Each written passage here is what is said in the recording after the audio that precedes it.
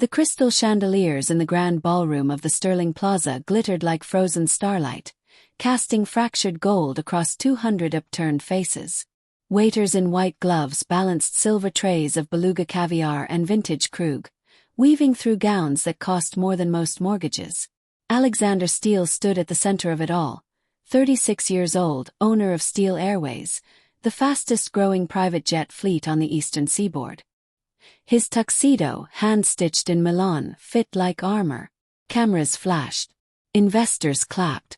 A senator toasted his latest acquisition of a bankrupt regional carrier, now rebranded Steele Regional, serving underserved routes from Bangor to Biloxi. The applause rolled over him like surf on a distant shore. He smiled the smile that closed deals and felt absolutely nothing. Victoria Langford clung to his arm, diamonds dripping from her ears, her laughter bright and sharp. She wore emerald silk that matched her eyes and the envy of every woman in the room. When the charity auction reached the final lot, a weekend on his personal Gulfstream to Necker Island, Alexander raised his paddle without hesitation. 1 million, he said, voice carrying over the hush. Gasps rippled outward. Victoria's grip tightened, nails digging through wool. The gavel fell. The crowd erupted. She leaned in, breath warm against his ear. "Stop trying to save the world, Alex. Just own it." The words lodged beneath his ribs like shrapnel. He excused himself to the terrace, the city sprawling below in a grid of light and ambition. Central Park lay dark and quiet, a void in the glow. He loosened his bow tie, inhaled the October chill, and still felt the same hollowness that had shadowed him since boarding school, since the first hostile takeover, since the day he realized money could buy silence but not sound. Back inside, Victoria posed for photographers, angling her ring, a 5-carat share he had chosen for its clarity, toward the flash. Alexander watched from the bar, nursing a Macallan 25 that tasted like regret. A tech mogul slapped his back. "Another banner year, Steele. Sky's the limit." He nodded, murmured thanks, and slipped away before the man could pitch a partnership. The limo ride home was quiet. Victoria scrolled her phone, like sticking upward on a photo of them captioned "Living Our Best Life" #Steele and Langford. Alexander stared out at the avenues sliding past, neon bleeding into shadow. The driver raised the partition without being asked. Steele Manor occupied 10 acres in Westchester, a stone behemoth of turrets and terraces built by a railroad baron who lost everything in the crash of '29. Alexander had bought it sight unseen, drawn to the irony. He dismissed the staff with a nod, climbed the grand staircase alone. Victoria had stayed in the city for an after-party. Her absence echoed louder than her presence ever did. His bedroom suite spanned the entire east wing. Moonlight spilled across Persian silk and Italian marble.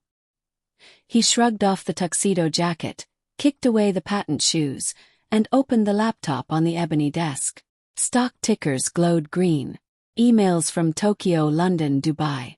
A congratulatory note from the White House on the charity bid. He closed the lid. The safe behind the Rothko required a retinal scan. Inside lay folders of contracts, a velvet box with his mother's wedding ring, and a single flash drive labeled simply home. He had not opened it in years. Tonight the silence pressed too hard. He plugged it into the laptop, clicked the only folder. Photos loaded in sequence. His parents at 30 younger than he was now, standing outside a modest ranch house in Ohio. His father, Thomas Steele, airline mechanic, grease under his nails, grinning beside a Cessna he had rebuilt from scrap. His mother, Margaret, elementary school teacher, hair in a messy bun, arms around neighborhood kids at a block party. Another image. Christmas morning, Alexander at 8, eyes wide over a model plane. His father's voice, captured in a grainy video, laughing. "Dream big, son.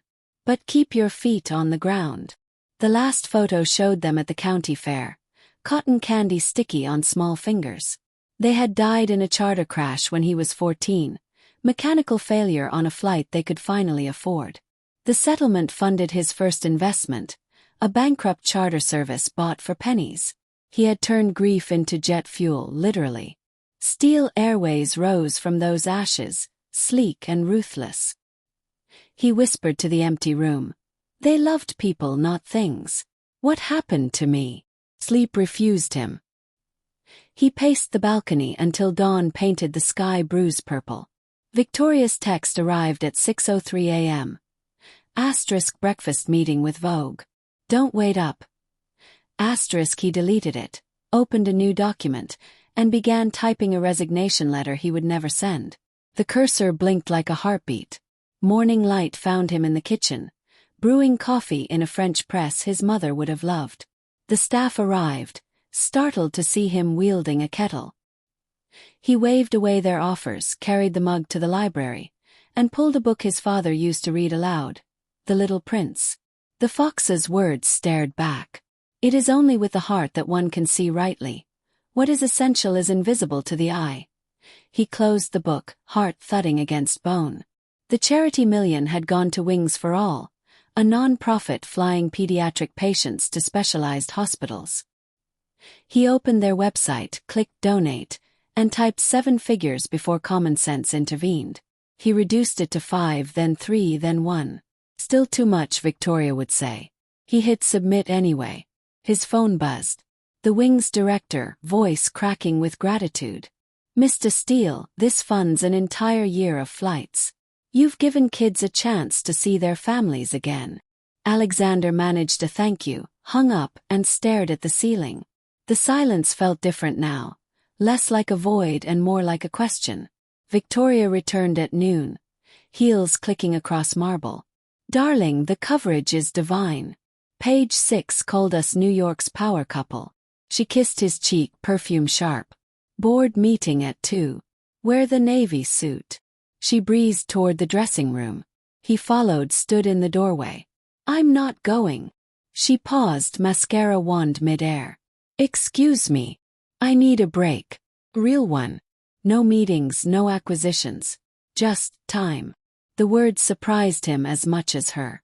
Victoria lowered the wand. Alex, you're exhausted. Take the jet to Aspen. Clear your head. But the board needs you.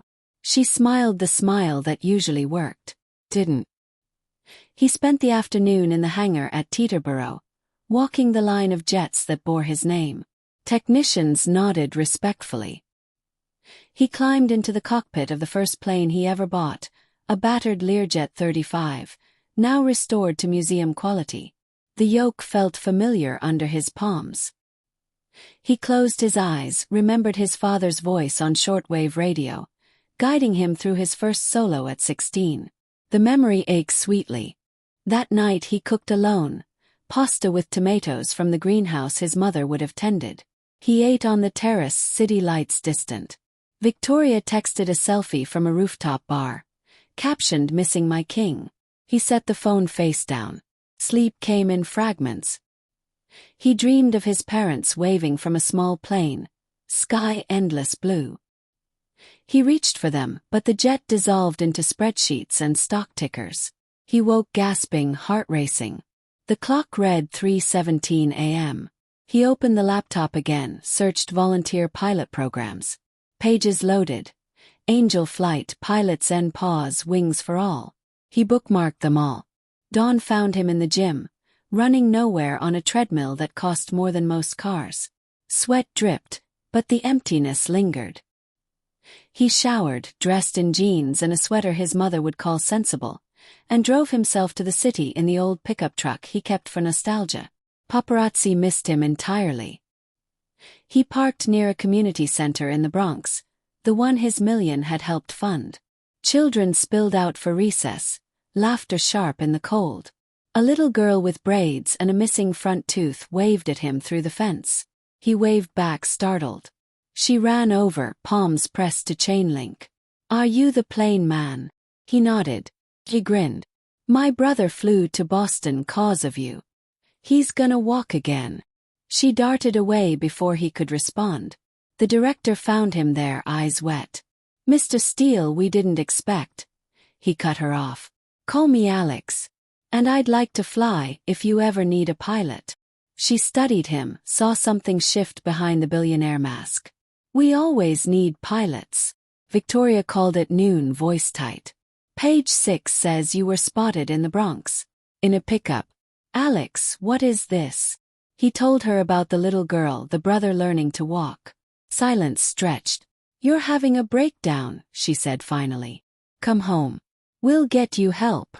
He hung up, turned off the phone. He flew his first mission the following week, a 6-year-old cancer patient from Albany to Philadelphia. The child slept the entire flight, trusting the hum of engines. Alexander landed smoother than he had in years. The mother hugged him, tears soaking his shoulder. "Thank you for giving us hope." He felt the shrapnel shift loosen. Victoria moved out by month's end, taking half the art and all the headlines. Steele, Splitsville. Billionaire's fiancé flees philanthropy. He read it over coffee, shrugged. The mansion sold within weeks. Proceeds funded a trust for Wings for All. He kept the hangar, the pickup, the Little Prince book. The emptiness did not vanish overnight. Shrank day by day, flight by flight. He learned the names of children who drew him thank you cards in crayon. He ate dinner with mechanics who remembered his father. He slept without the weight of silence pressing down. 1 year later, he stood on the same terrace where Victoria's words had lodged like shrapnel. The city glittered below, but the void inside had filled with small hands waving, mothers' grateful tears, the roar of engines carrying hope instead of hubris. He opened the velvet box, slipped his mother's simple gold band onto a chain around his neck. The pickup keys jingled in his pocket. His parents had loved people, not things. He was learning how. Alexander Steele woke before the alarm, the gold band on its chain cool against his collarbone. Sunlight slanted through the hangar loft's industrial windows, striping the concrete floor where the pickup waited like an old friend. He brewed coffee in a dented camp pot, the aroma sharp and honest. No staff, no chef, no Victoria. The silence felt earned rather than empty. He dressed in khakis and a faded Cornell sweatshirt, the one his father mailed the week he started business school. The board meeting loomed at 9, but he arrived early, walking the Steele Airways terminal with a paper cup in hand, nodding to line mechanics who called him Alex without flinching. The executive floor gleamed with glass and ambition. The boardroom table could seat 20. Today 12 filled the leather chairs, laptops open, quarterly projections glowing. Alexander took his seat at the head, the Wings for All folder thick beside his elbow. He had stayed up past midnight refining the pitch. A low-cost humanitarian airline, surplus aircraft retrofitted for medical evacuations, pilots on rotating volunteer schedules, routes to disaster zones and rural clinics. Break even in year 3, lives saved from day 1. He began with the numbers. Fuel costs offset by tax credits. Maintenance pooled with existing fleet. Passenger revenue from premium charters subsidizes Mercy flights. Slides clicked. Projected impact: 40,000 patients transported annually, partnerships with Red Cross and Doctors Without Borders. He ended with the little girl from the Bronx fence, her brother walking again because a donated flight got him to surgery. This isn't charity. It's infrastructure for hope. Silence stretched. Then Richard Caldwell, CFO and oldest friend from Harvard, chuckled. "There's no profit in empathy, Alex." Laughter rippled, polite but pointed. A vice president added, "We're an airline, not an NGO." Another, "Investors want margins, not miracles." The room settled into agreement, the way water finds its level. Alexander felt the shrapnel twist. He closed the folder, stood. Meeting adjourned. Chairs scrape. No one followed him out. The elevator ride down took 47 seconds. He counted each one. The lobby's marble echoed his footsteps. Outside, the October wind carried the scent of pretzels and exhaust. He walked to the pickup, climbed in, and sat with the engine off until the dashboard clock read 10:12. Then he drove, no destination, just motion. Steele Manor appeared in the rearview like a museum he no longer curated. He parked in the circular drive, gravel crunching under tires. The realtor's lockbox already hung on the door. The sale closed yesterday. He let himself in with the old key, the one that still worked because no one thought to change the locks on a house already sold. Victoria waited in the foyer, suitcases lined like soldiers. She wore the emerald coat from their first gala, the one that matched her eyes and her calculations. "I was going to leave a note," she said, voice smooth as the marble underfoot. "But you deserve the courtesy of hearing it from me." She twisted the ass-share ring from her finger, set it on the console table beside a vase of wilted roses. "I'm ending the engagement. I've met someone more ambitious." The word landed like a verdict. She did not name the someone, she did not need to. Page 6 would handle that tomorrow. Alexander stared at the ring. 5 carats of clarity, now just glass and metal. "Ambition," he repeated. The word tasted like the Macallan he no longer drank. Victoria's heels clicked toward the door. "You'll be fine, Alex. You always land on your feet." The door shut with the finality of a cockpit ceiling.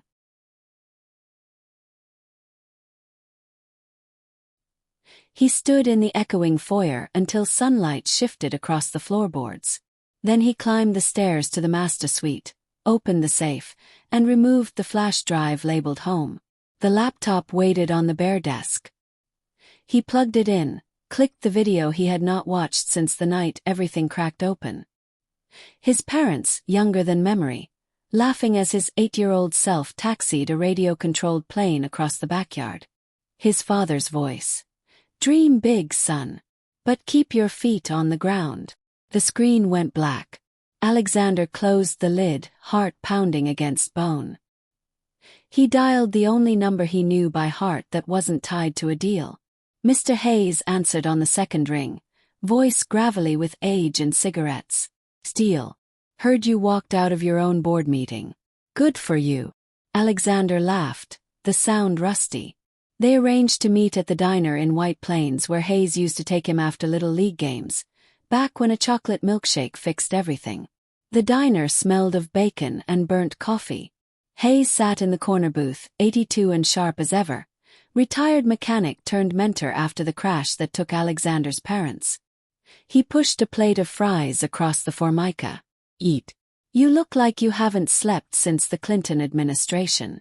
Alexander picked at a fry. Victoria left. Board laughed at the Mercy flights.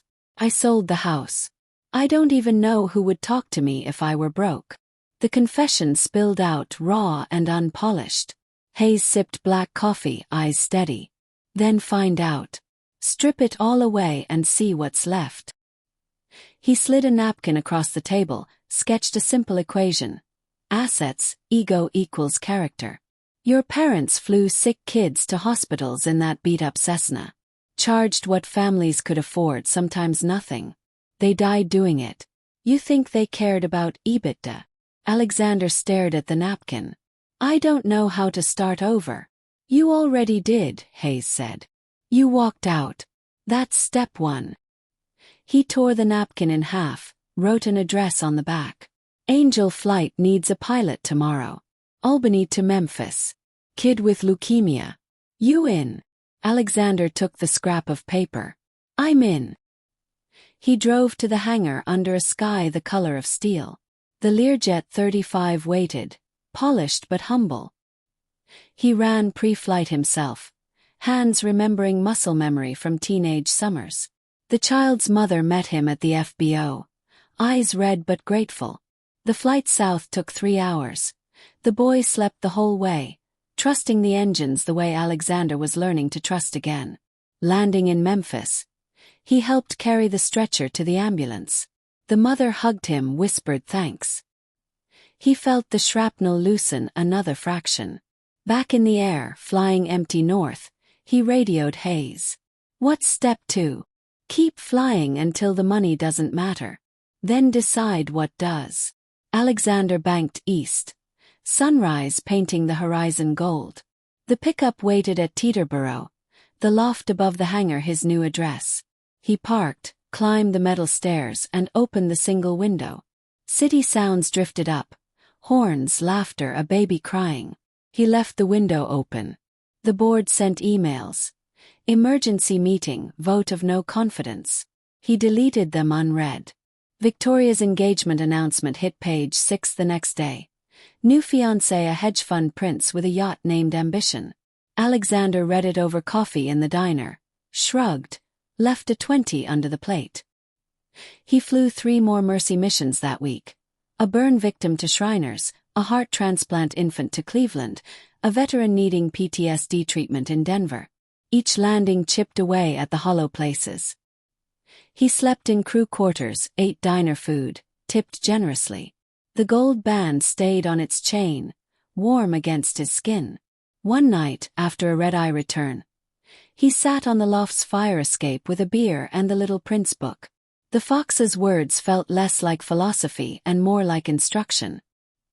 He bookmarked the page, closed the cover, and looked at the city lights. Somewhere below, a child slept because he had flown. The emptiness had not vanished. It had simply made room. Hayes called the following Sunday. Step 2 complete. Alexander smiled into the phone. Working on step 3. Good, Hayes said. Your parents would be proud. Not of the jets. Of the man flying them. The line went quiet, but the silence felt full. Alexander hung up with Hayes and stood on the fire escape a moment longer, the city's heartbeat thrumming below. The beer bottle sweated in his grip, condensation tracing cold paths down his fingers. Step 3, Hayes had said. He knew what it had to be. Not another flight, not another donation. Something surgical. Something that would cut to the bone of who he was when the tailwinds of money fell still. He climbed back inside the loft, the metal stairs clanging under his sneakers. The space was sparse. A futon, a card table, the laptop balanced on a milk crate. He opened a new document and typed a single line. Operation Reed. Then he called the one person who could make it real without asking questions. Elena Morales answered on the first ring. She had been his executive assistant for 12 years, the only employee who still called him Alex instead of Mr. Steele. I need a favor, he said. Off the books. No paper trail. Define off the books, she replied, voice calm as ever. 2 weeks. Fake ID. One of the regional jets. I disappear as Alex Reed, broke pilot with a past dues resume. You're the only one who knows. Silence stretched, then a soft exhale. Tail number Sierra Tango Bravo. Maintenance due in Seattle.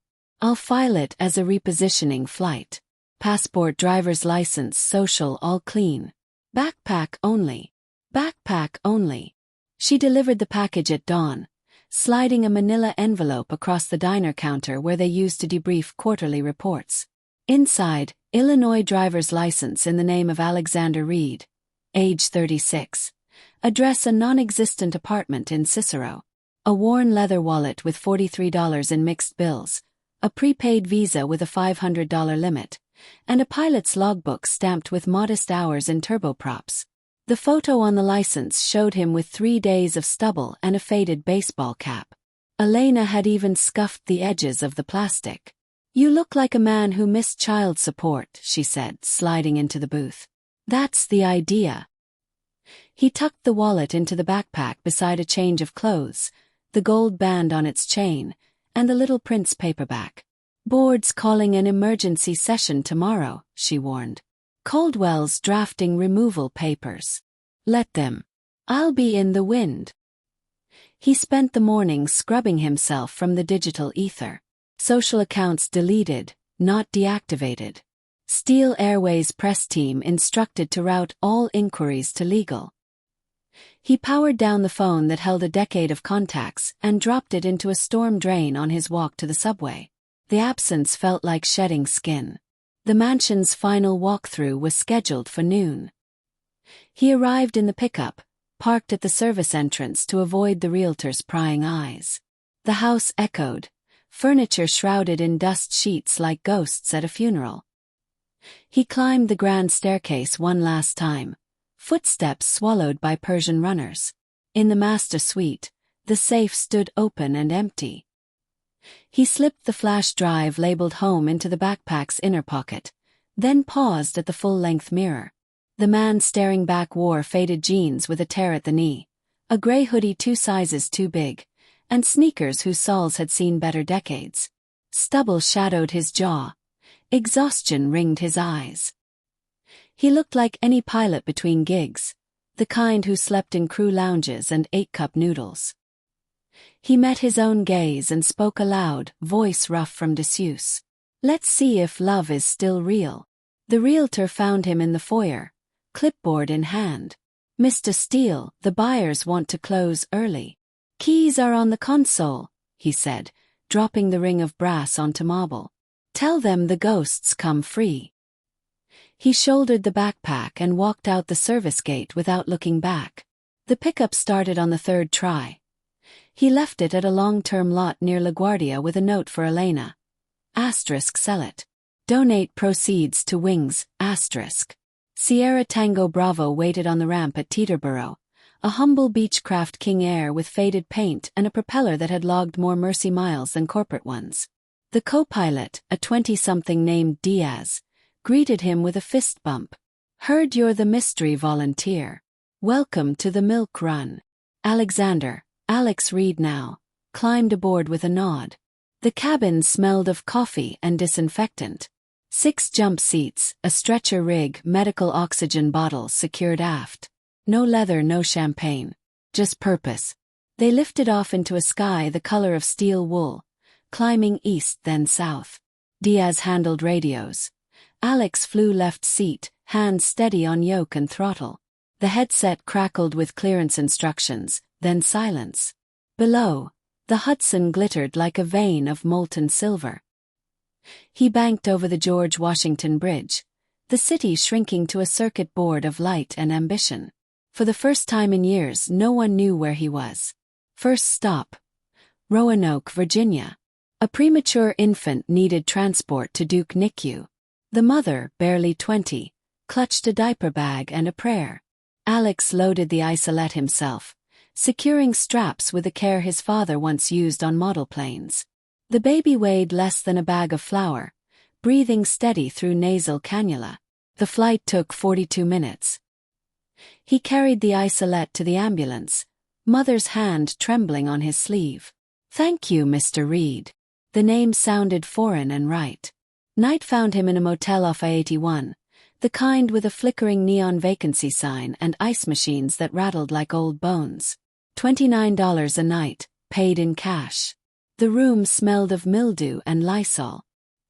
He showered in lukewarm water, ate a vending machine sandwich, and opened The Little Prince to a dog-eared page. "One sees clearly only with the heart." He underlined it with a pen borrowed from the front desk. Day 2. Memphis to Little Rock, a burn victim returning home after skin grafts. The child 8. Drew him a crayon picture of a red airplane with stick-figure passengers waving. He taped it to the cockpit yoke. Diaz noticed but said nothing. By day 4, the disguise felt less like costume and more like breath.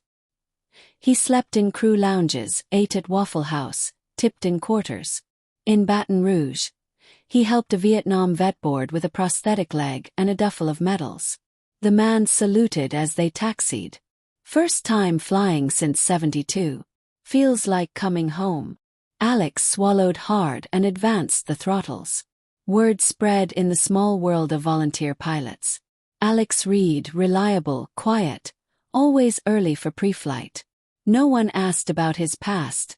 The logbook spoke for him. He flew 6 legs in 5 days, each one a stitch in the fabric of a life he had never lived. On day 7, grounded by weather in Tulsa, he walked to a laundromat with a plastic basket of clothes. The dryers thumped like heartbeats. A woman folded tiny onesies, humming off-key. She glanced up, smiled. "You fly the Angel planes." He nodded. "My niece came home because of one." "God bless you." She pressed a warm cookie into his hand, chocolate chip still gooey. He ate it on the sidewalk, sweetness lingering like memory. Night 8, a motel in Kansas City. He video-called Elena from a burner phone. "Board voted you out this morning," she said. Coldwell's interim CEO. Stock dipped 4%. Let it dip. Page 6 says you've joined a cult. He laughed, the sound startling a moth against the screen. Tell them I'm finding religion in turbulence. Day 10. Denver to Billings, a teenage cancer patient returning for palliative care. The girl, 15, asked to sit right seat. He let her, hands over hers on the yoke during straight and level. Feels like flying a dream, she whispered. He taught her to read the altimeter, the simple joy of numbers climbing. Her mother cried quietly in the back. The 2 weeks ended on a runway in Seattle, rain sheeting across the windshield. Diaz clapped his shoulder. You're good people, Reed. Come back anytime. Alexander, stepped onto the wet tarmac with a backpack heavier by one crayon drawing and lighter by every illusion he had carried. He took a Greyhound east, 40 hours of fluorescent lights and cracked vinyl seats. No one recognized the man in the window seat, hood pulled low, gold band hidden beneath fleece. He watched cornfields blur into suburbs, cities into fields again. In Chicago, he transferred to a commuter train, then walked the last mile to the loft above the hangar. Key still worked. Inside, the futon waited, the milk crate table, the little prince open to the fox. He dropped the backpack, opened the wallet. $43 had become $28. The prepaid Visa tapped out on motel coffee and laundromat quarters. He counted the change, smiled at the weight of it. The mirror in the bathroom showed a man sunburned and lean, eyes clearer than they had been in years. He met his own gaze and spoke the words he had carried across 10 states. Love is real. It just doesn't live in mansions. He hung the crayon drawing beside the shadow box that would soon hold the gold band. Then he opened the laptop, created a new email. alex.reed.pilot@gmail.com. The first message was to Hayes. Step 3 complete. Alexander brewed coffee in the camp pot. The reply came before sunrise, like a promise. Live it. The sky lightened to the color of possibility. He shouldered the backpack, lighter now, and walked toward the hangar. Sierra Tango Bravo waited, engines cold but ready. Another flight, another child, another chance to prove that what was essential had never needed a fortune to begin with. Alexander locked the loft door behind him, the click echoing down the metal stairwell like a period at the end of a sentence. The backpack rode light on one shoulder, the crayon drawing folded carefully inside a side pocket. Dawn had not yet crested the hangar roofs, but the ramp lights glowed sodium orange, guiding him to Sierra Tango Bravo. The King Air's twin props hung still, dew beading on the blades. He ran a hand along the fuselage, feeling the familiar chill of aluminum, then climbed the air stair. Diaz was already in the right seat, headset around his neck, sipping coffee from a paper cup. Morning, Reed, Diaz said. Manifest says full house. 6 passengers, 2 stretchers, 1 dog in a crate. Weather's dicey over the Appalachians. Alexander nodded, settling into the left seat. File the alternate. We'll hold if we have to.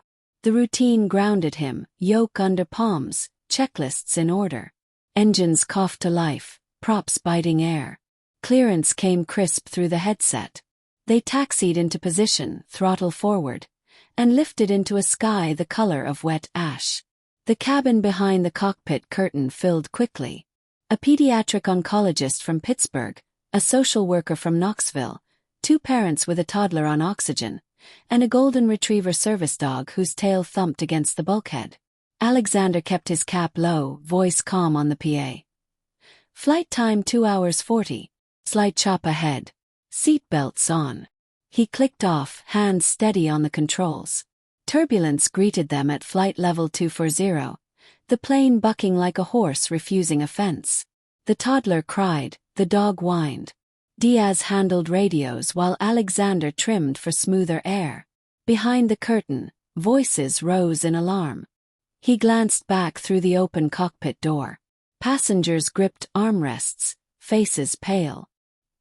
He unbuckled, motioned Diaz to take over, and stepped into the cabin. He chose the last row, jump seat folded down, backpack stowed beneath. The overhead bins rattled. A water bottle rolled across the floor. A woman in the aisle seat across from him clutched a paper bag, breathing into it in short gasps. She was 28, maybe 30, scrubs visible beneath a thin denim jacket, name tag reading Maya Carter, CNA. Her ponytail had come half loose, curls escaping like question marks. Dark circles shadowed her eyes, but they held a steadiness that cut through the chaos. The plane dropped 50 feet in a pocket of clear air. Someone screamed. Maya set the bag aside, unbuckled, and moved down the aisle with the calm of someone who had faced worse than altitude. She knelt beside the mother with a toddler, adjusted the nasal cannula, murmured something that quieted the child's wail to a hiccup. Then she touched the social worker's shoulder, voice low. Count to 4 on the inhale, 4 on the exhale. Works every time. The woman nodded, tears slowing. Alexander watched, cap brim shadowing his face. He let his hands tremble, let his breath hitch, the performance of a nervous flyer. Maya noticed. She slid into the empty seat beside him, blanket folded neatly in her lap. First time in rough air. He managed a nod. Feels like the sky's trying to shake us loose. It's just weather, she said. Planes are built for this. Breathe with me. She demonstrated, slow and deliberate. He followed, the rhythm anchoring him more than any autopilot. The turbulence eased as they descended into smoother strata. Passengers exhaled in unison. The cabin lights dimmed for the final approach into Nashville. Maya reached into a worn canvas tote, pulled out a sandwich wrapped in wax paper. Turkey on rye, cut diagonally, one half already missing. She offered the remaining piece. You look hungry. Alexander stared at the bread, the simple generosity of it. I can't take that. It's not charity, she said, eyes steady. It's kindness. The line pierced clean through the last armor he had not known he still wore. He took the sandwich, fingers brushing hers. The bread was soft, the turkey salty, the lettuce crisp. He ate slowly, tasting more than food. Maya watched out the window as runway lights streaked past, the plane settling onto Tennessee concrete with a gentle chirp of tires. Passengers deplaned in a shuffle of gratitude and relief. The mother pressed a crumpled thank you note into Maya's hand. The dog's owner let the golden retriever lick her fingers. Alexander lingered, helping unload the stretcher, the isolette, the duffel bags. Maya waited by the air stair. Jacket zipped against the evening chill. You fly these routes often? She asked. Whenever they'll have me, he said, the truth slipping out before the disguise could catch it. She smiled, small but real. Kids at the children's hospital talk about the angel pilots. Guess you're one of them. She shouldered her tote. I'm on shift at 7. Long night ahead.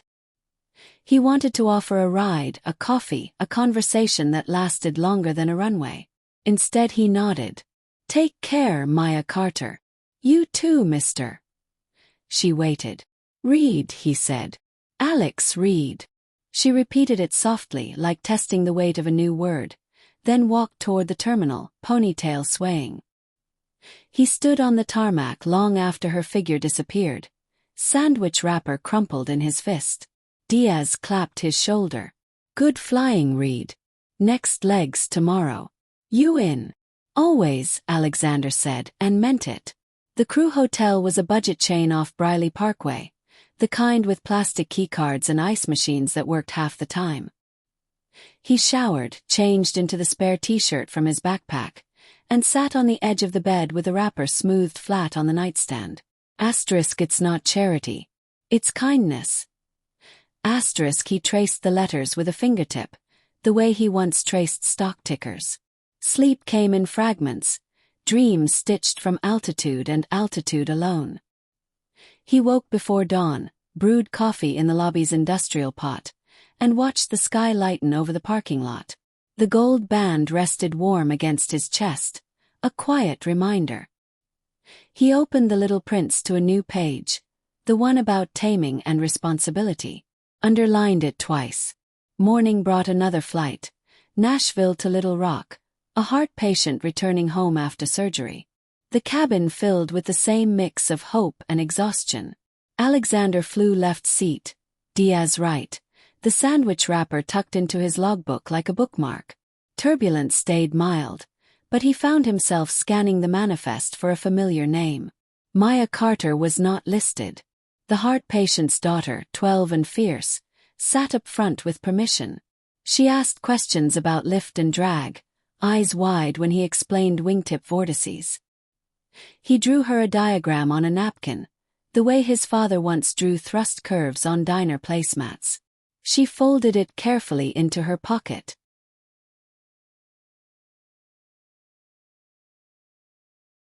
Landing in Little Rock, he helped unload oxygen tanks and duffels. The girl hugged him goodbye, quick and shy. "You're my favorite pilot," she whispered. He felt the pierce again, deeper this time. Night found him in another motel, this one with a flickering sign and a vending machine that ate quarters. He bought a Coke, sat on the curb, and called Elena from the burner. "How's the board?" "Melting down," she said, amusement in her voice. "Caldwell's wearing your chair like it's a throne. Stock's volatile. Let it be. Page 6 says you've been kidnapped by Bigfoot." He laughed, the sound startling a moth. "Tell them I'm busy learning how to be human." He hung up, opened the logbook. The sandwich wrapper lay between pages, wax paper soft from handling. He wrote beneath it in small, careful letters. "Kindness is the only currency that multiplies when spent." The next flight took him to Baton Rouge, then Mobile, then back north. Each leg carried new faces, new stories. A grandmother flying to see her first great-grandchild. A soldier returning from rehab. Teenager with a guitar and a dream.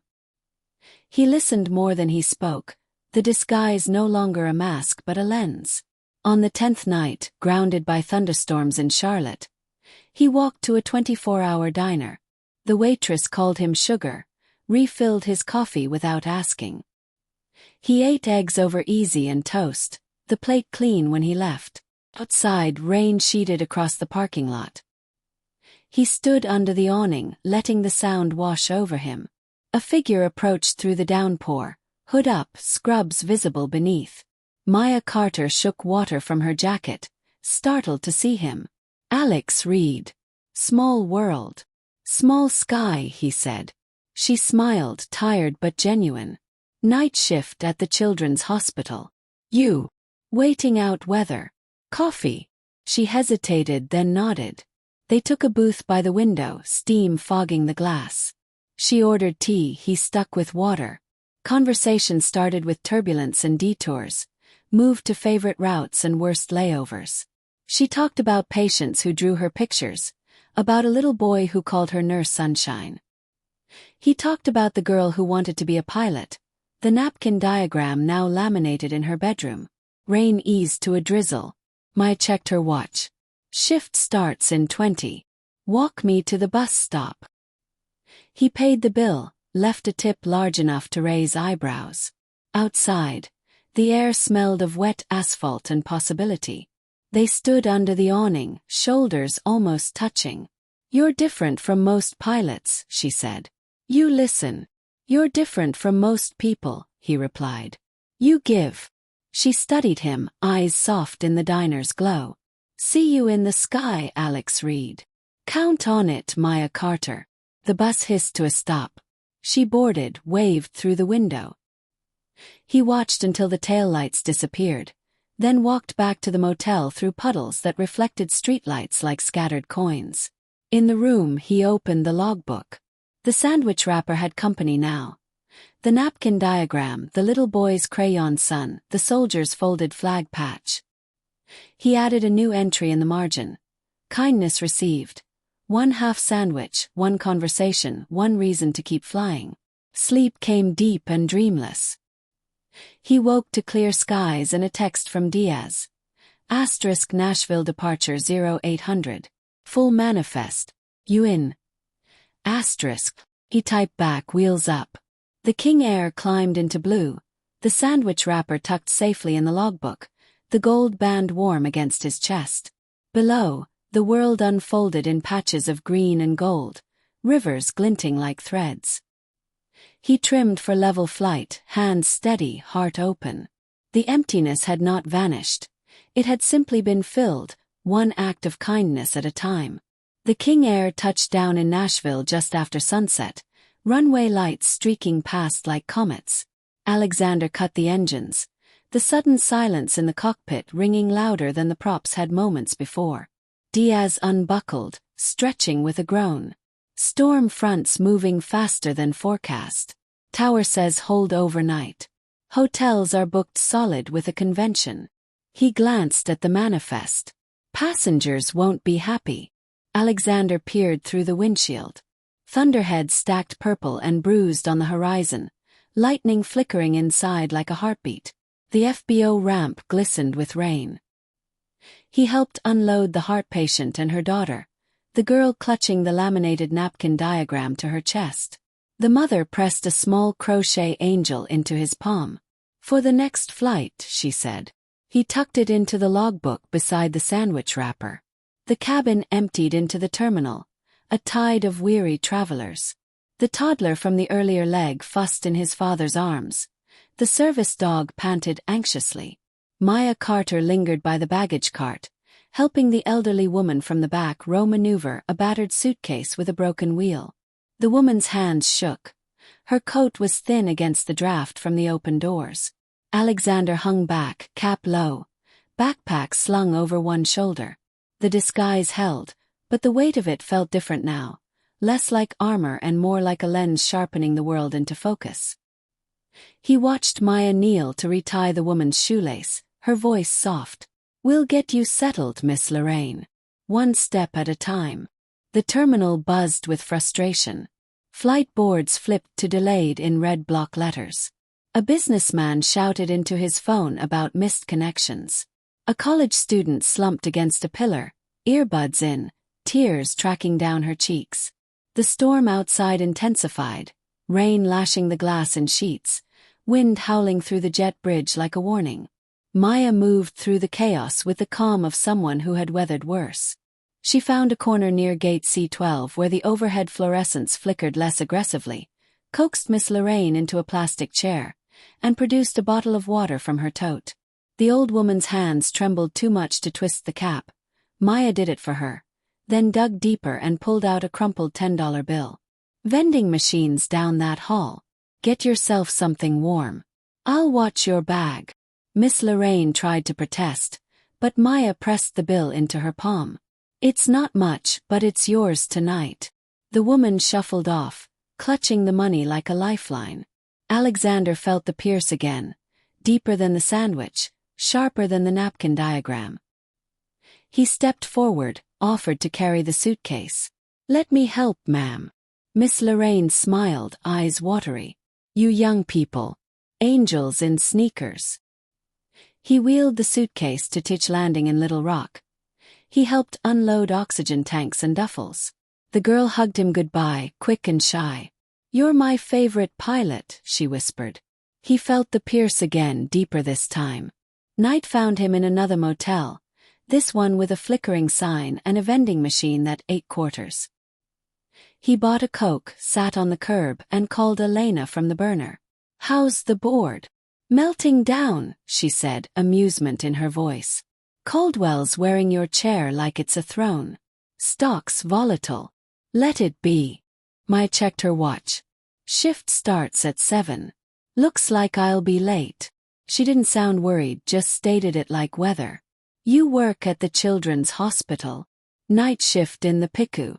Kids don't punch clocks." She pulled a granola bar from her tote, broke it in half, offered him the larger piece. He took it, the oats sweet and chewy. "You always carry snacks for strangers." "Strangers become patients," she said. "Patients become family." The college student nearby sniffled louder. Maya stood, crossed the aisle, and sat beside her. "Hey. Rough night." The girl nodded, wiped her nose on her sleeve. "Missed my sister's wedding. Flights cancelled till morning." Maya listened, asked gentle questions, learned the sister was deploying overseas. She dug into her tote again, produced a small notebook and pen. "Write her a letter. I'll make sure it gets on the first flight out." The girl took the paper, tears slowing. Alexander watched, awe settling in his chest like ballast. Maya returned, knees creaking as she sat. "She needed to feel heard," she said simply. "You do that a lot. Every shift. Some nights it's all I can give." The terminal lights dimmed to emergency levels, conserving power as the storm raged. Announcements crackled. All flights suspended until further notice. A family with 3 small children huddled under a blanket. The youngest whimpered. Maya stood again, approached, and within minutes had the kids playing a quiet game of I Spy with gate signs. The parents' shoulders relaxed a fraction. Alexander joined her, helping distribute the last of the vending machine crackers. He carried Miss Lorraine's suitcase to the airport shuttle desk when a spot opened up, paid the fare with the last of his prepaid visa. The old woman hugged him, smelling of lavender and worry. "God bless you, son." He felt the blessing land like rain on parched ground. Hours blurred. The storm peaked, thunder shaking the terminal windows. Maya found a corner with fewer echoes, spread her jacket on the floor as a makeshift pillow. "You should rest," she said. "Rough air tomorrow." He sat beside her, backpack between his feet. "You ever sleep?" "On breaks. In supply closets. Once in a linen cart." She laughed softly, the sound warm in the cold fluorescence. "Dream of a real bed someday." Conversation drifted like the storm outside. She talked about growing up in Memphis, her mother a janitor at the children's hospital, her father gone before she could walk. "I started volunteering at 12, pushing candy carts. Knew by 14 I wanted to help kids who hurt." She spoke of night shifts where she held tiny hands through pain, of parents who slept in chairs because they couldn't afford hotels. "Dream of starting a free clinic someday. No bills, no barriers. Just care." Alexander listened, the disguise thinning with every word. He told her about flying his first solo at 16, the way the sky felt like freedom until it didn't. He left out the billions, the boardrooms, the fiancé who chose ambition over him. Instead he spoke of the emptiness that followed victories, the way silence echoed louder in mansions than in cockpits. "Thought money would fill the holes," he said. "Turns out it just made them deeper." Maya nodded, eyes reflecting the flickering gate signs. "You can't buy love," she said, voice steady. "But you can build it, one act of kindness at a time." She pulled a worn photo from her tote, a little boy in a hospital bed, bald from chemo, grinning around a popsicle. "This is Jamal. Flew in on an Angel flight last year. Beat the odds. Sent me this picture last week. That's love. Costs nothing but everything." Alexander felt the pierce become a doorway. He wanted to tell her about the sandwich, the napkin, the crayon sun taped to his yoke. Instead he asked, "What would your clinic need?" She laughed, the sound tired but genuine. "A building. Doctors who don't mind pro bono. A bus to pick up kids from the projects. Start small, grow steady." She yawned, curled her jacket under her head. "Dreams keep you awake, but they also keep you going." He watched her drift into shallow sleep, breathing even, one hand curled protectively over her tote. The terminal quieted, passengers dozing in awkward poses. He stood, found a spare blanket from the airline counter, and draped it over her shoulders. She stirred, murmured thanks without waking. Alexander sat against the wall again, the crochet angel in his palm. He turned it over, feeling the tiny stitches. The storm outside eased to a steady rain, the kind that soaks deep and nourishes. He opened the logbook, added a new entry beneath the sandwich wrapper. Asterisk kindness given. $10, 1 blanket, 1 letter delivered. Kindness received. A vision of what's possible, asterisk. Dawn crept through the terminal windows, gray light softening the harsh fluorescence. Maya woke with a start, checked her watch and scrambled up. Shift starts in 30. Gotta run. She gathered her tote, the blanket folded neatly.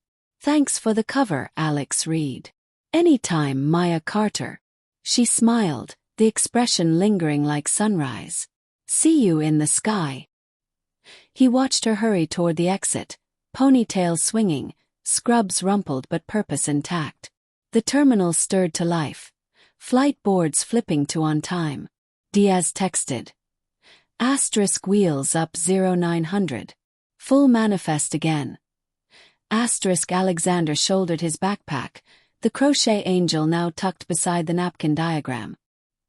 He walked to the gate, the storm's aftermath dripping from the eaves.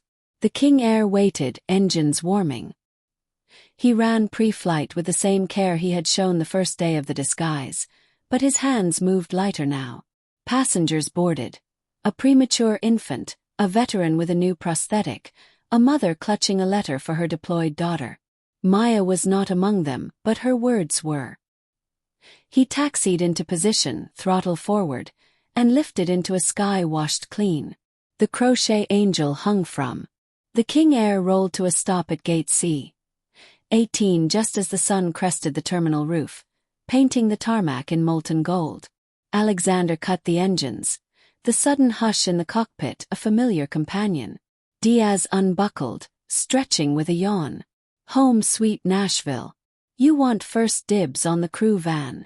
Alexander shook his head, gaze fixed on the terminal windows. A crowd had gathered beyond the glass. Ground staff in neon vests, reporters with cameras, a cluster of airline executives in pressed suits. Banners fluttered. Welcome Mr. Steele, owner inspection. His stomach tightened. The disguise had run its course. The reckoning waited inside. He helped the last passenger deplane, the veteran with the new prosthetic saluting as he descended the air stair. The crochet angel swayed from the yoke, catching the morning light. Alexander tucked the logbook under his arm, the sandwich wrapper and napkin diagram safe between pages.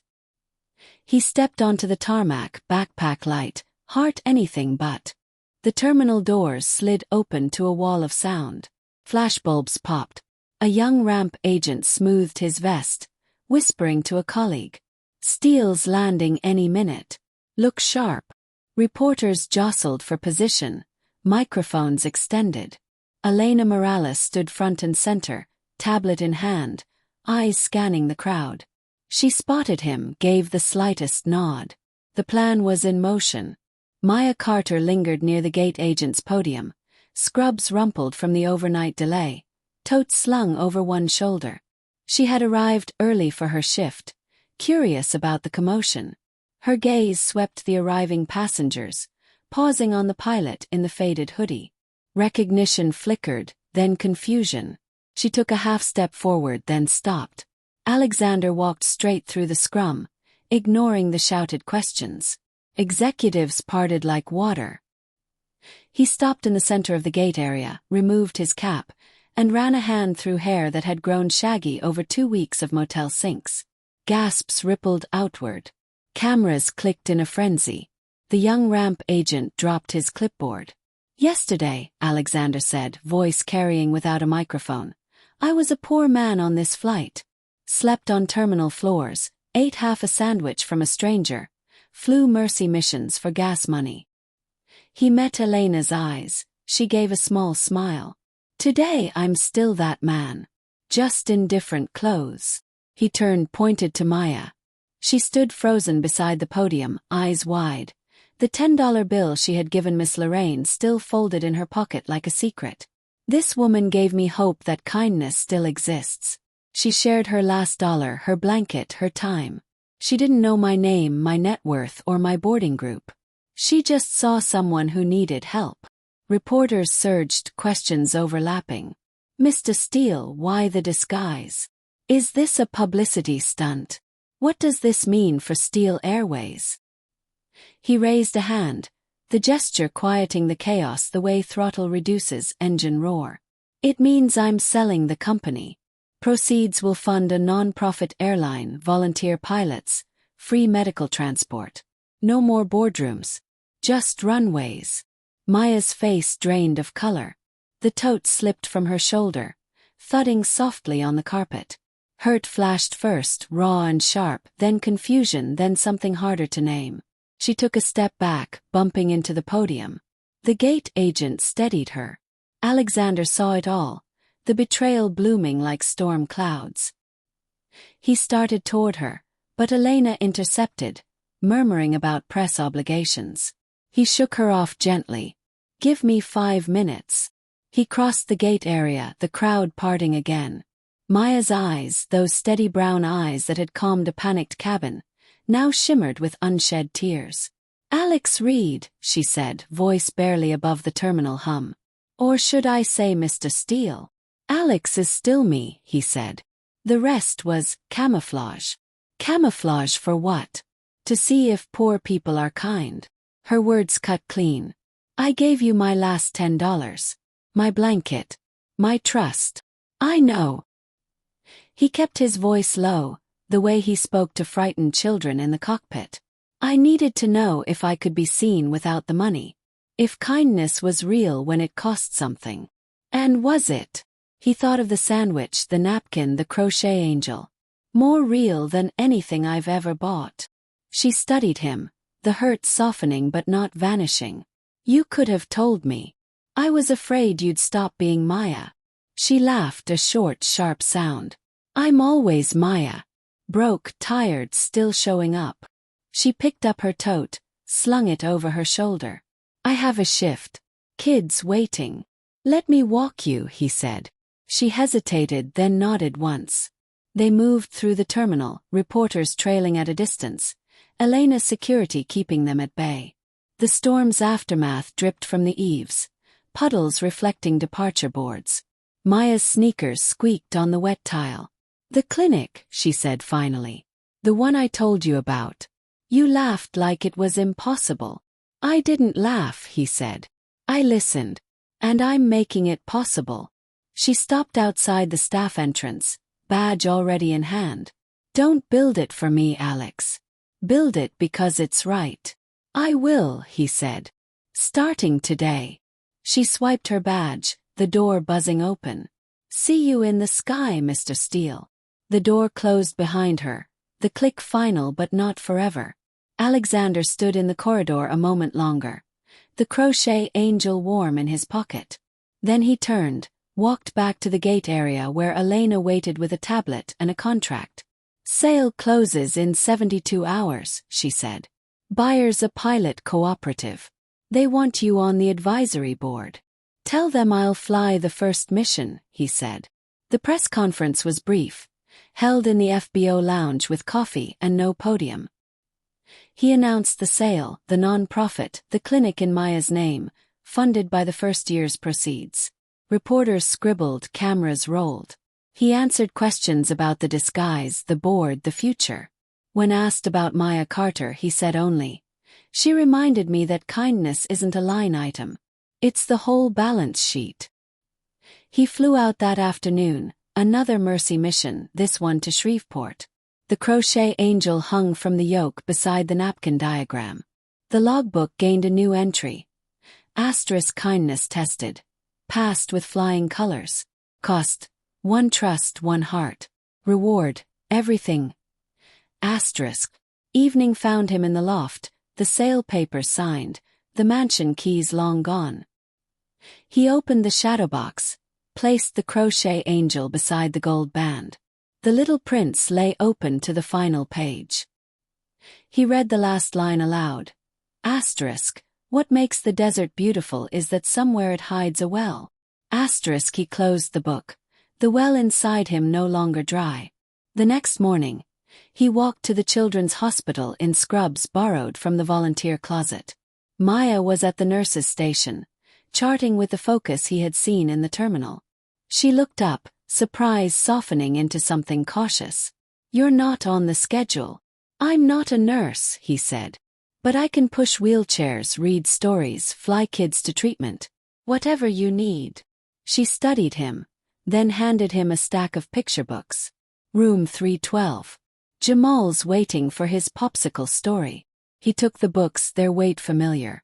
"Yes, ma'am." The disguise was gone, but the man remained. Alex Reed, Alexander Steele, pilot, volunteer, student of kindness. The terminal reveal had cracked the shell. What emerged was still learning to fly. The yoke swaying gently. Below, Nashville glittered with possibility. He trimmed for level flight, the logbook open on his knee. The emptiness had not vanished. It had simply been filled, one act of kindness at a time, until the space inside him hummed with purpose.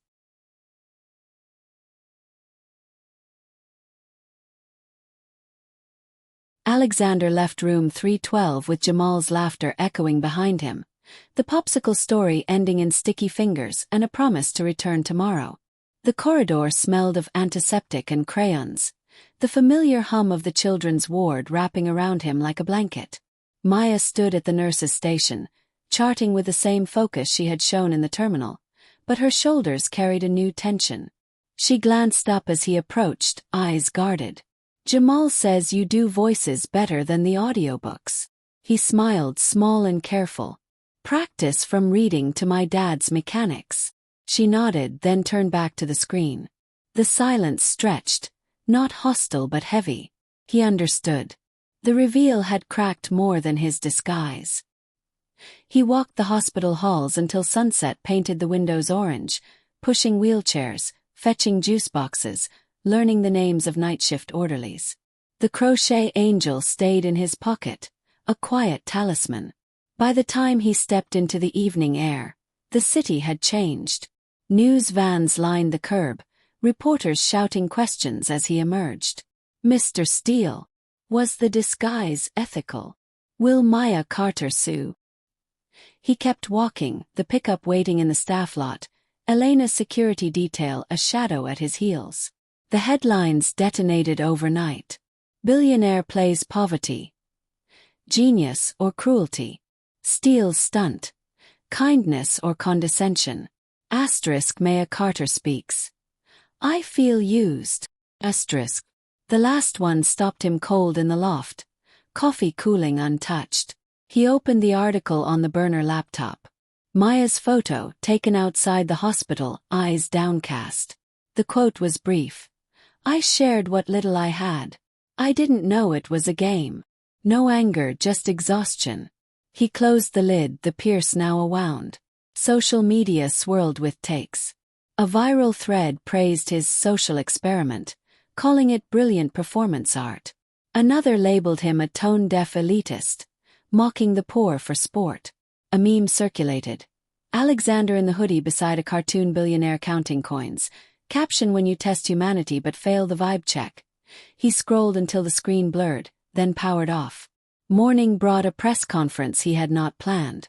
Elena arranged it in the FBO lounge, neutral ground with coffee and folding chairs.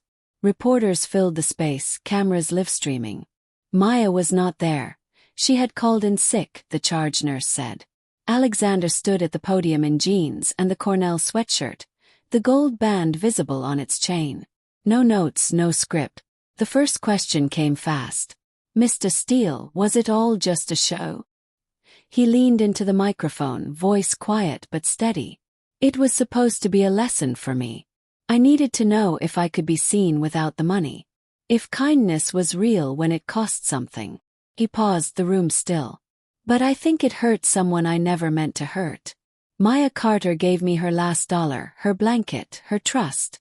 I took those gifts under false pretenses. That's on me." Questions tumbled. Lawsuits, stock prices, the non-profit's future. He answered what he could, deferred what he couldn't. When asked about Maya, he said only, "She's the reason the clinic will open. Her vision, not mine."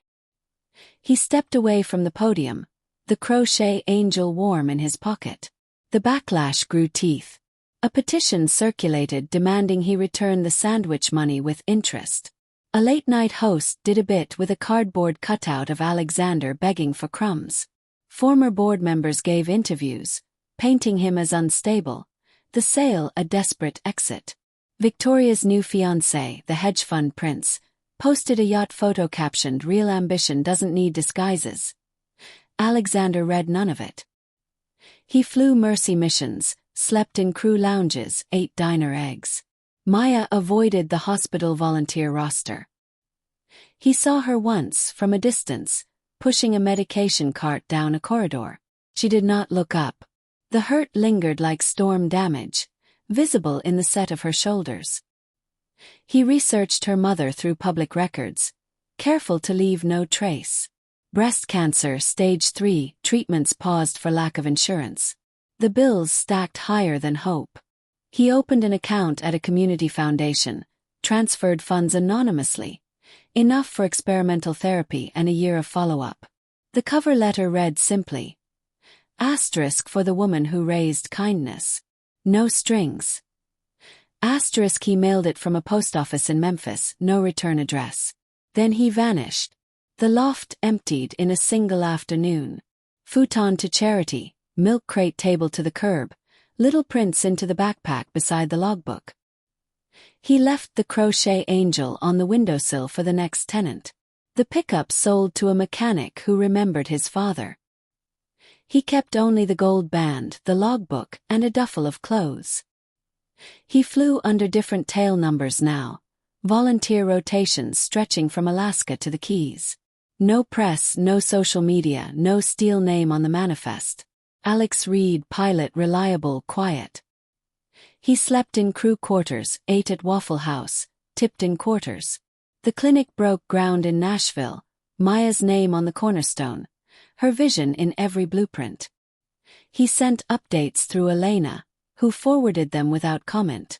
Winter settled over the country, snow in the north, frost in the south. He flew a premature infant from Fargo to Minneapolis, the baby's breath fogging the isolette window. The mother clutched his hand during turbulence, whispering prayers. He landed smooth, carried the stretcher himself, felt the familiar pierce of purpose. One night in a motel off I-40, he opened the logbook to a new page. The sandwich wrapper, the napkin diagram, the crochet angel's photo. He had snapped it before leaving the loft, lay tucked between pages. He wrote in small, careful letters. Asterisk. Kindness costs. Backlash proves it's real. Lesson learned. Give without expecting the story to stay clean. Asterisk. Spring brought dogwoods blooming along southern runways. He flew a burn victim to Shriners, the child drawing him a new picture. A red airplane with a stick figure pilot wearing a gold necklace. He taped it beside the others. The collection grew, a quiet gallery of gratitude. Maya's mother entered remission, the anonymous fund covering every scan. Maya returned to the hospital, her smile cautious but present. She did not seek him out. He did not expect her to. The clinic opened in June, ribbon cut by Jamal, now cancer-free. His popsicle grin wide for the cameras. Alexander watched the live stream from a crew lounge in Denver, the gold band warm against his chest. He flew through summer storms, fall colors, winter ice. The backlash faded to footnotes, the headlines replaced by new scandals. The non-profit thrived, pilots rotating, children breathing easier in the back of retrofitted King Airs. He kept no home, no address, just a post office box in Seattle for tax forms and the occasional letter from Elena. Asterisk. Board misses your chaos. Clinic needs a new roof. Jamal asks about the pilot with the voices. Asterisk. 1 year after the reveal, he landed in Nashville for fuel. The FBO smelled of coffee and jet exhaust. He walked the terminal out of habit, the backpack lighter now. Maya stood by the gate agent's podium, scrubs crisp, hair in a neat bun. She was laughing at something the agent said, the sound carrying like bells. He stopped 10 feet away, the crochet angel's memory warm in his pocket. She looked up, eyes meeting his across the concourse. No surprise, no anger, just recognition. She walked over, slow and deliberate. Alex Reed, she said. Or whoever you are today. Still learning, he said. She studied him, the wear of miles in his eyes, the gold band visible on its chain. The clinic's roof leaks. Jamal's story hour needs a pilot voice. I'm between flights, he said. She smiled, small but real. Then come read. The kids don't care about headlines. He followed her through the terminal, the backlash a distant echo, the lesson carved deep. Kindness had cost him everything he thought he needed and given him the only thing that mattered. The sky waited, wide and welcoming, and for the first time in years, Alexander Steele flew without looking back. Maya Carter left the hospital at dawn, the sky over Nashville a watercolor wash of pink and steel. Her shift had ended with Jamal's fever breaking, his small hand squeezing hers as he drifted into sleep. She walked the staff lot in silence, scrubbed stiff with dried tears and antiseptic, the clinic's new roof gleaming under security lights. The letter waited in her mailbox at the apartment, a plain white envelope with no return address, postmarked Seattle. She slid it open with a butter knife, expecting another bill. Instead, a single sheet on heavy cream stock. Asterisk all outstanding balances for Mrs. Dolores Carter, patient ID 447812, have been settled in full by the Horizon Light Foundation. Future treatments covered through remission protocol. Asterisk a cashier's check clipped to the page, enough for a year of follow-ups, nutritionists, even a service dog if her mother wanted one. No signature, no contact name. Just a line at the bottom. For the woman who taught kindness. Maya sat at the kitchen table, the check trembling in her fingers. Horizon Light rang no bells, but the Seattle postmark did. She opened her laptop, searched the foundation. A shell entity, registered 6 months ago, no public officers. The pieces clicked. The anonymous fund, the clinic roof, the popsicle stories Alex read with voices that made Jamal laugh until his monitors beeped. She closed the laptop, heart thudding against bone. She found him 3 weeks later in a field outside Jackson, Mississippi, where Hurricane Lila had peeled roofs like tin cans. The build site sprawled across what used to be a soybean farm, now a grid of half-raised walls and blue tarps. Volunteers hammered in the July heat, sweat-darkening t-shirts, children darting between sawhorses with water bottles. Maya parked her beat-up Civic beside a row of pickups, dust swirling around her ankles as she stepped out. He was on a ladder, thinner than the terminal reveal, quieter in his movements. Sun-bleached hair stuck to his forehead. A tool belt hung loose on hips that had lost the softness of boardroom lunches. He drove a nail with steady rhythm, the sound sharp in the humid air. A little girl in pigtails handed him another from a coffee can, her grin missing 2 front teeth. He thanked her gravely, the way he once thanked mothers for crochet angels. Maya watched from the shade of a live oak, the letter folded in her pocket. He climbed down, wiped sawdust from his hands, and noticed her. Recognition flickered, then caution. He walked over, boots crunching gravel, the gold band glinting on its chain. "Maya Carter," he said, voice rough from dust and disuse. "Didn't expect you here." "Horizon Light," she said, pulling the letter from her pocket. "Seattle postmark. My mother's bills." He nodded once, no denial. "She raised you. Seemed only fair. You could have told me. I was afraid you'd send it back." She studied him, the changes etched in sunburned skin and calloused palms. The billionaire was gone. The man remained, quieter, stripped to essentials. "You look different. Feel different," he said. "Lighter." A volunteer called his name. Alex, not Mr. Steele, waving him toward a collapsing porch. He hesitated, then gestured to a picnic table under the oak. They sat, the wood warm from the sun. Children's laughter drifted over, mixed with the whine of a circular saw. Maya unfolded the letter, smoothed it on the table. "This is more than kindness. It's a lifeline. It's repayment," he said. "For the sandwich, the blanket, the $10. For showing me what I'd forgotten." She traced the foundation's letterhead. "You vanished after the press conference. Needed to finish the lesson. Headlines don't build houses." He told her about the months since, the flights logged under different tail numbers, the nights in crew quarters, the mornings swinging hammers. Sold everything. The jets, the loft, the pickup. Proceeds split between the non-profit and this. He swept a hand toward the build site. Families displaced by the storm. Kids who lost bedrooms, not just roofs. And the clinic. Opened 3 new wings. Your name on the pediatric unit. Jamal cut the ribbon with safety scissors. Maya's eyes softened, the hurt from the reveal thawing but not gone. You hurt me, Alex. The disguise, the headlines. I felt like a prop in your redemption arc. I know. His voice cracked on the words. I wasn't testing you. I was testing myself, seeing if I could be someone worth knowing without the money. I failed you in the process. She looked at the field, where a father lifted his daughter to nail her first board. You're building more than houses. Trying to, he said. 1 nail at a time.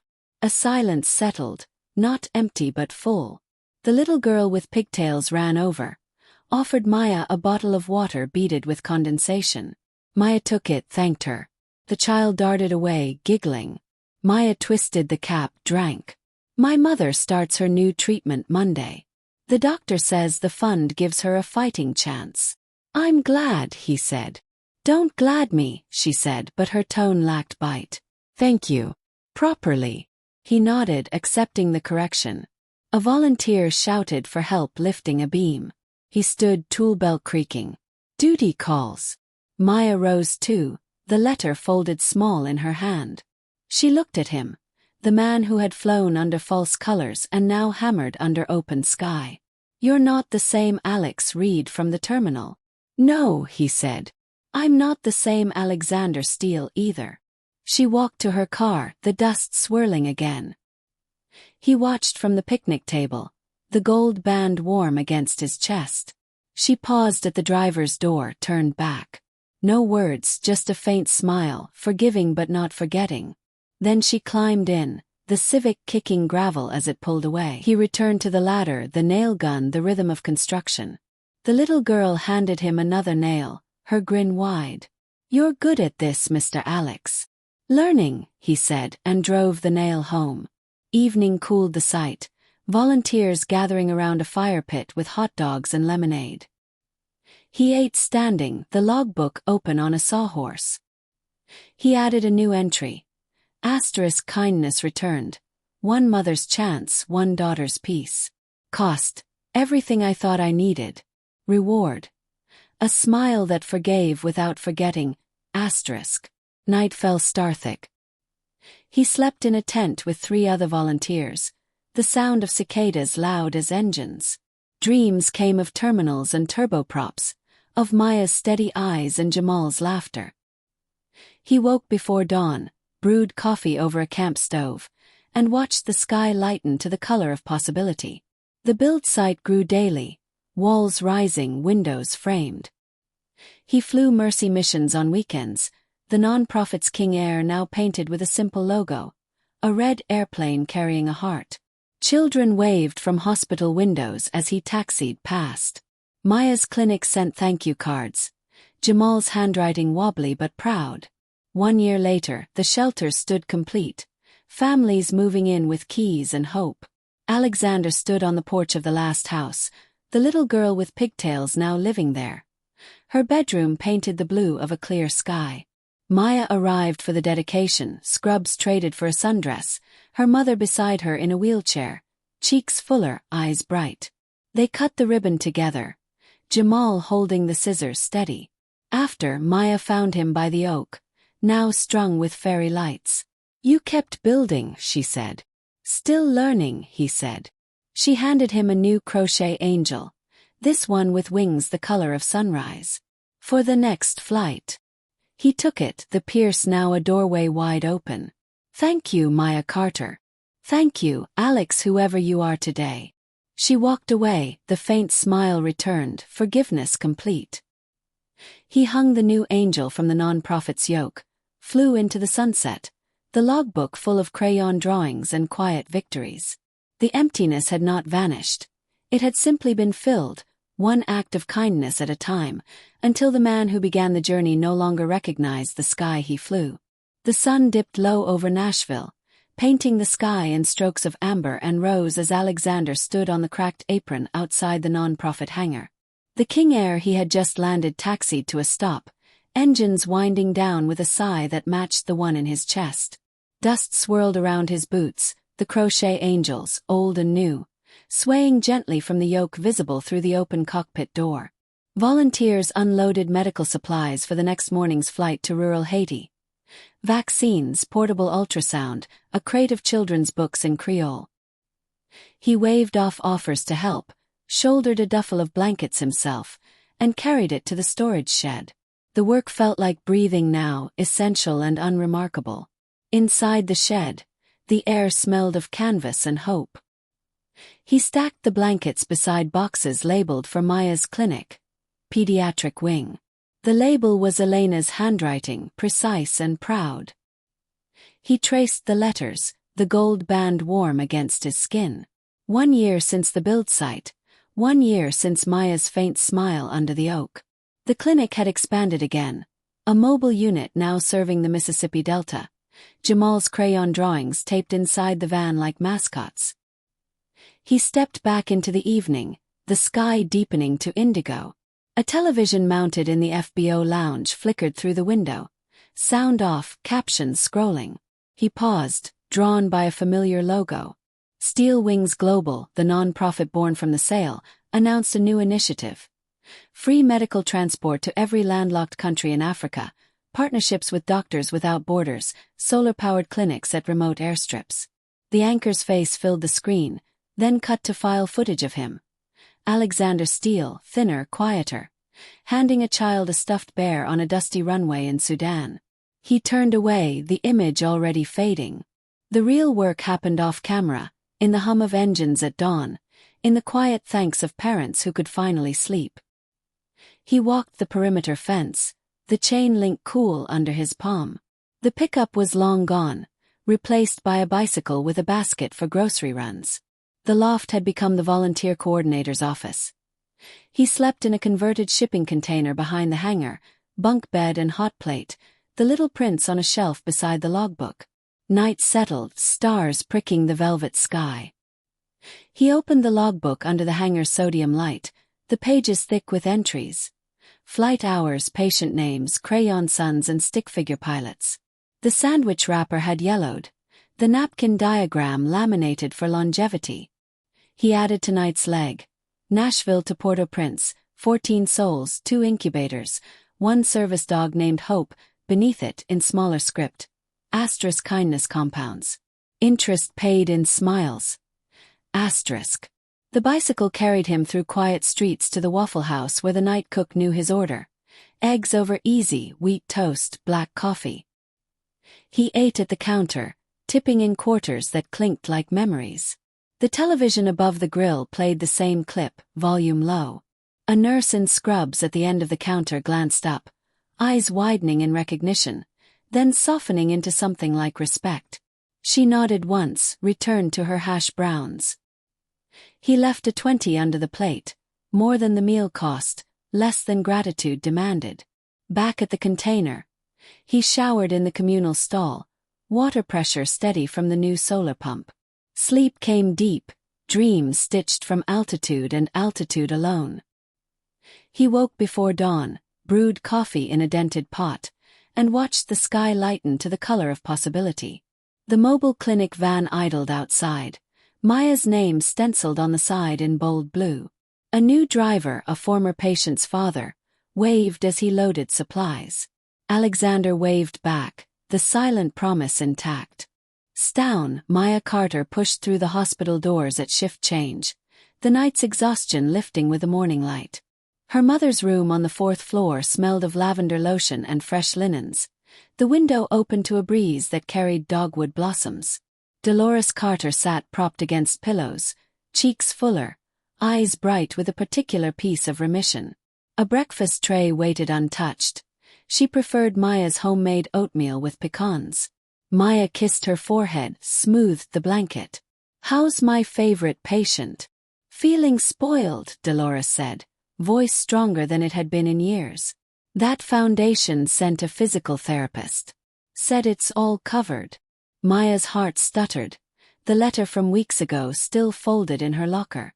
She busied herself with the oatmeal, stirring in honey. "Eat while it's warm."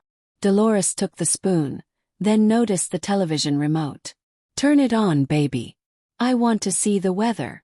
Maya clicked the power button, the screen flickering to life. The morning news filled the room, the anchor's voice bright. Steele Wings Global expands to Africa, providing free medical flights to remote villages. Founder Alexander Steele, once a billionaire, now lives as a volunteer pilot. The clip played. Alexander handing the stuffed bear, the child's grin wide, the dusty runway stretching endless. Dolores watched, eyes soft. "That's the man from the papers. The one who paid the bills." Maya nodded, throat tight. "He's complicated. Complicated people can still do good," Dolores said. "Look at you, working double shifts to keep this old lady in pudding cups." Maya laughed, the sound watery. The clip ended, the anchor moving to traffic. Maya reached for the remote, clicked the screen dark. The room settled into quiet, the breeze carrying the scent of spring. She sat on the bed's edge, took her mother's hand. "Maybe he really meant it," she whispered, the words for herself as much as Dolores. The letter in her locker, the clinic's new wing, Jamal's laughter echoing down corridors. The hurt from the reveal had scabbed over, the scar tender but healing. She thought of the build site, the faint smile she had left him with, the crochet angel now flying over oceans. Dolores squeezed her fingers. "Kindness doesn't need a name, baby. Just a heart." Maya nodded, the silent promise settling in her chest like ballast. She kissed her mother's cheek, promised to return for lunch, and walked the corridor with purpose. The clinic van waited outside, engine idling, ready for the Delta run. She climbed behind the wheel, the steering column warm from the sun. Back at the hangar, Alexander pre-flighted the King Air for the Haiti leg, hands moving through checklist with the ease of muscle memory. The incubators were secured, the service dog curled contentedly in her crate. Volunteers loaded the last crate of books, their laughter bright in the morning air. He signed the manifest, the pen steady. The gold band caught the light, a quiet reminder. Engines roared to life, props biting air. He taxied into position, throttle forward, and lifted into a sky the color of forgiveness.